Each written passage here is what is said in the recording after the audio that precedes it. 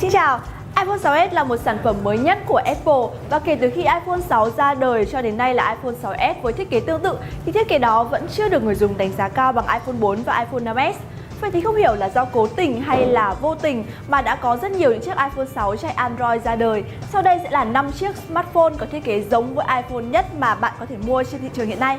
HTC One A9, một thiết bị smartphone đã được liệt vào danh sách là những chiếc điện thoại giống thiết kế với iPhone 6 nhất kể từ sự kiện ra mắt đơn giản cho đến đơn điệu vào đêm ngày 20 tháng 10 theo giờ Việt Nam. Tuy nhiên thì HTC One A9 vẫn được xuất hiện rất nhiều trên các mặt báo công nghệ lớn trên thế giới với dòng tít là chiếc iPhone chạy Android hay là HTC vừa cho ra mắt chiếc iPhone 6s.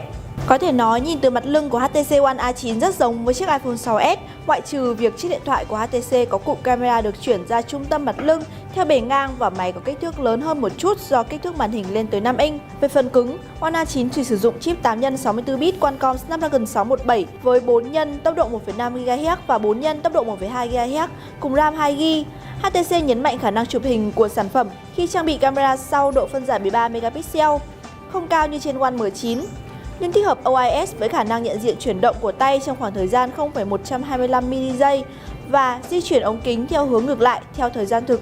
Máy được bán ra tại thị trường Việt Nam trong tháng 11 này với mức giá dự kiến khoảng 11,9 triệu đồng. Cũng lọt vào top những sản phẩm giống thiết kế với iPhone 6 thì chúng ta không thể không nhắc tới chiếc Sisley S90 đến từ Lenovo được ra mắt cùng thời với cả iPhone 6. Tuy rằng chiếc điện thoại này thì không nhái lại y chang thiết kế của sản phẩm đến từ Apple, tuy nhiên thì không khó để chúng ta có thể thấy rằng sự tương đồng đến rõ rệt giữa hai sản phẩm.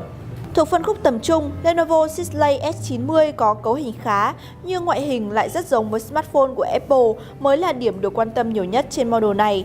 Vỏ máy được làm từ nhôm nguyên khối, tông màu và các chi tiết như viền cong, cổng kết nối tương tự với iPhone 6s.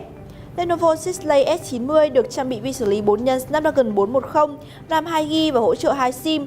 Camera chính độ phân giải 13 megapixel, trong khi camera phụ cũng được nâng lên tới 8 chấm. Máy chạy Android 4.4 KitKat, đi kèm pin 2300 mAh, nhưng chỉ có bộ nhớ trong 32GB và không có khe cắm thẻ nhớ. Thông số hấp dẫn, song chất lượng chụp ảnh, thời lượng pin và khả năng hiển thị trên Lenovo Sisley S90 chưa tương xứng.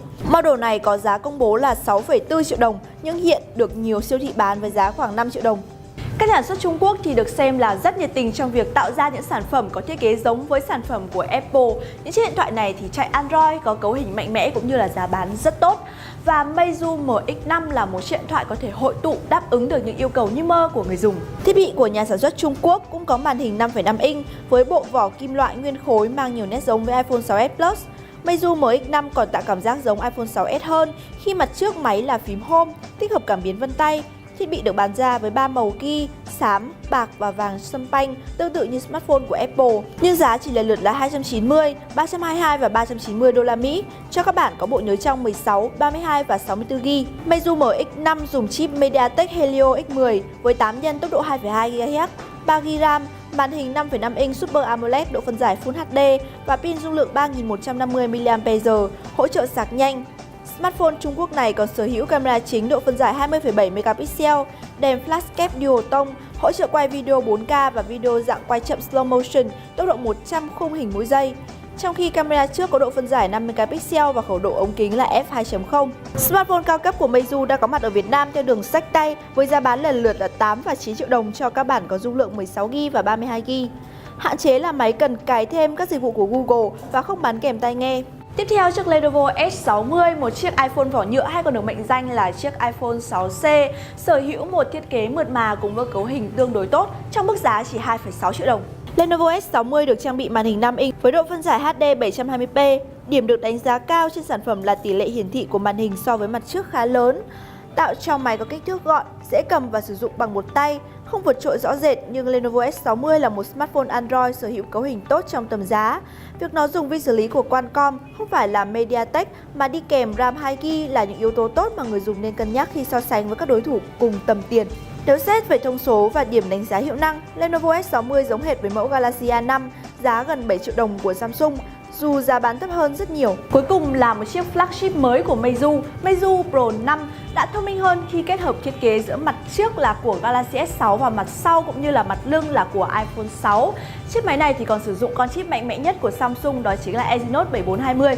Chiếc điện thoại mới nhất của Meizu sở hữu vi xử lý Exynos 7420 của Samsung, Con chip này là một trong những thế hệ chip di động mạnh nhất trong năm nay và được sử dụng trên hai flagship của Samsung là Galaxy S6 và Galaxy Note 5. Màn hình 5,7 inch, độ phân giải Full HD và hai tùy chọn bộ nhớ RAM 3GB và 4GB. Camera sau của máy đạt độ phân giải 21 megapixel, trong khi camera trước hỗ trợ chụp ảnh ở độ phân giải 5 megapixel. Meizu Pro 5 cũng hỗ trợ cảm biến vân tay, tính năng bảo mật cao cấp trên smartphone hiện nay. Ngoài ra, Meizu Pro 5 còn hỗ trợ USB Type-C, chuẩn kết nối tiên tiến hiện nay cùng khả năng sạc nhanh cho phép tăng dung lượng pin lên tới 65% trong 30 phút. Phiên bản xách tay về thị trường Việt Nam có bộ nhớ 32GB, RAM 3GB và có giá 11 triệu đồng. 5 chiếc điện thoại vừa rồi các bạn thấy chiếc điện thoại nào giống thiết kế với iPhone 6 và iPhone 6s nhất? Hãy comment xuống phía dưới nhé. Rồi biết rằng việc nhái lại thiết kế của một chiếc điện thoại thì cũng không tốt đẹp gì. Tuy nhiên thì trong một số trường hợp thì nó lại có lợi. Đơn cử như là với HTC One A9 thì nếu như không có thiết kế như vậy chắc gì nữa được quan tâm. Hơn nữa là một số người dùng dễ tính thì có thể là sẽ thích những chiếc điện thoại này, những chiếc điện thoại chạy Android có cấu hình tương đối cũng như là mức giá tốt. Còn giờ thì xin chào và hẹn gặp lại.